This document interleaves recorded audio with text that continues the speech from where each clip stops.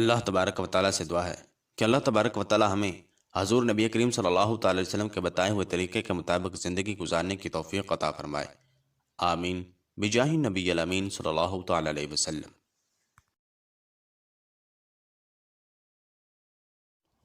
بسم اللہ الرحمن الرحیم۔ معزز دوستو، کہا جاتا ہے کہ کتے کی پیدائش حضرت آدم علیہ السلام کے پتلے کی مٹی سے کی گئی، جبکہ کچھ روایات میں کہا گیا ہے کہ کتے کی پیدائش حضرت آدم علیہ السلام کی پیدائش کے فوراً بعد ہوئی۔ اس بارے میں کون سی روایت مستند ہے؟ اکثر ہم کو یہ بھی سننے کو ملتا ہے کہ جس گھر میں کتے ہوں وہاں رحمت کا فرشتہ داخل نہیں ہوتا۔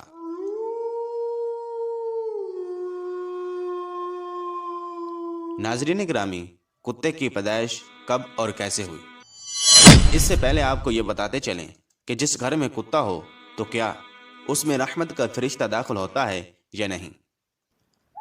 معزز خواتین و حضرات، اس بارے میں سب سے مستند حدیث پاک جس کا حوالہ بخاری شریف میں ملتا ہے، حدیث نمبر 3227 پر ہے، اور اس کے علاوہ یہ حدیث تقریباً تمام مستند کتابوں میں ملتی ہے، جیسا کہ مسلم شریف، سنن ابی داؤد اور مسند احمد وغیرہ میں۔ روایت کچھ اس طرح ہے کہ حضرت میمونہ رضی اللہ تعالیٰ عنہ فرماتی ہیں کہ ایک دفعہ حضور اکرم صلی اللہ تعالی علیہ وسلم بیدار ہوئے تو آپ صلی اللہ تعالی علیہ وسلم غمگین اور پریشان تھے۔ میں نے پوچھا کہ حضور صلی اللہ تعالی علیہ وسلم کیا بات ہے، آپ کی کیفیت بدلی ہے؟ آپ صلی اللہ تعالی علیہ وسلم نے ارشاد فرمایا، جبرائیل علیہ السلام نے رات آنے کا وعدہ کیا تھا لیکن وہ آئے نہیں، پورا دن اسی طرح گزر گیا۔ پھر آپ صلی اللہ تعالی علیہ وسلم کو یاد آیا کہ ہمارے بچھونے کے نیچے کتے کا ایک پلہ ہے۔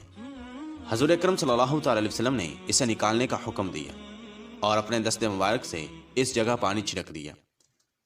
اگلی رات حضرت جبرائیل علیہ السلام آئے اور کہا، ہم اس گھر میں داخل نہیں ہوتے جہاں کتا ہو۔ ایک اور حدیث پاک میں حضور اکرم صلی اللہ تعالی علیہ وسلم نے ارشاد فرمایا، جو شخص شکار، ریوڑ کی حفاظت یا کھیتی کی حفاظت کے علاوہ کتا پالتا ہے تو اس کے اجر سے ایک قرات کم کیا جاتا ہے۔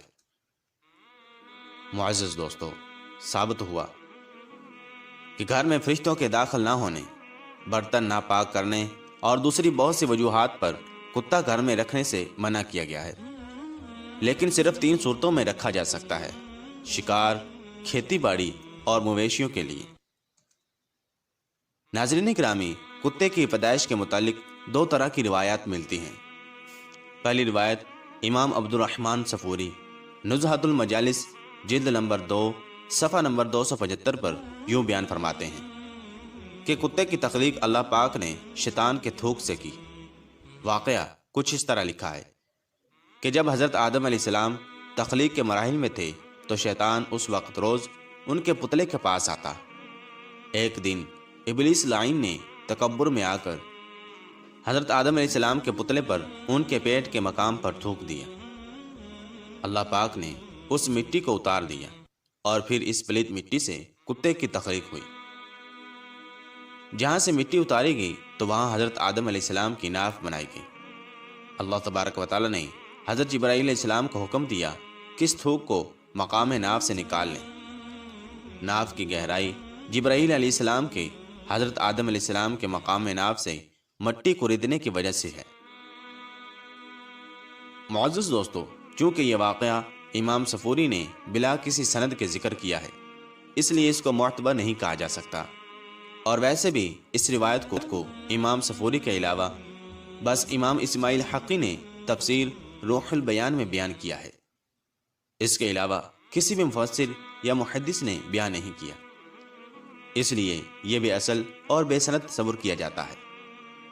کتے کی تخلیق کے متعلق دوسری روایت یہ ہے کہ جب حضرت آدم علیہ السلام اور حضرت حوا سلام اللہ علیہا کو اللہ تبارک و تعالی نے زمین پر بھیجا تو شیطان نے زمینی درندوں کو ورگلایا کہ وہ ان دونوں کو کھا جائیں، تو تب اللہ تبارک و تعالی نے کتے کو پیدا کیا، جس نے حضرت آدم علیہ السلام اور حضرت حوا سلام اللہ علیہا کی ان درندوں سے حفاظت فرمائی۔ اس روایت کو نور المبین میں حضرت علی شیر خدا رضی اللہ تعالیٰ عنہ سے روایت کیا گیا ہے۔ اس روایت کی سند کو کافی مفسرین نے صحیح قرار دیا ہے کہ کتے کی پیدائش حضرت آدم علیہ السلام کو زمین پر بھیجنے کے فوراً بعد اللہ تبارک و تعالیٰ نے فرمائی۔ ناظرین گرامی، اور غیر مسلم اقوام خاص کر یورپ میں تو اب کتے کو گھر کا ایک فرد سمجھا جاتا ہے۔ جن خواتین نے وہاں کتے پالے ہوتے ہیں تو وہ کہتی ہیں اگر تمہیں مجھ سے محبت ہے تو میرے کتے سے بھی محبت کرنا ہوگی۔ یہاں تک کہ یورپ میں کتوں سے محبت اب حرام کاریوں میں بدل چکی ہے۔ بس یہ بات یاد رکھیے، کتا چاہے کتنا ہی وفادار کیوں نہ ہو، اگر آپ نے کھیتی کی حفاظت، شکار یا اپنے جانوروں کے ریوڑ کی حفاظت کے لیے نہیں پالا تو پھر روزانہ آپ کے اجر سے ایک قرات کم کیا جائے گا۔ اور یہ بھی یاد رکھیے، حضور نبی کریم صلی اللہ تعالی وسلم نے ایک قرات کو احد پہاڑ سے تشبیہ دی ہے۔ اندازہ کر لیجئے کہ کس قدر اجر آپ روزانہ گوا رہے ہیں۔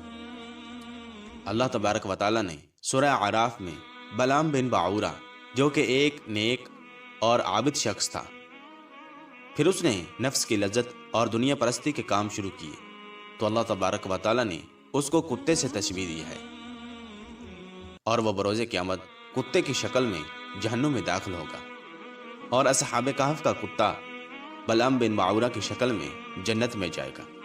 اور حضور اکرم صلی اللہ تعالی وسلم نے سیاہ کتے کو شیطان کہا ہے۔ معزز دوستو،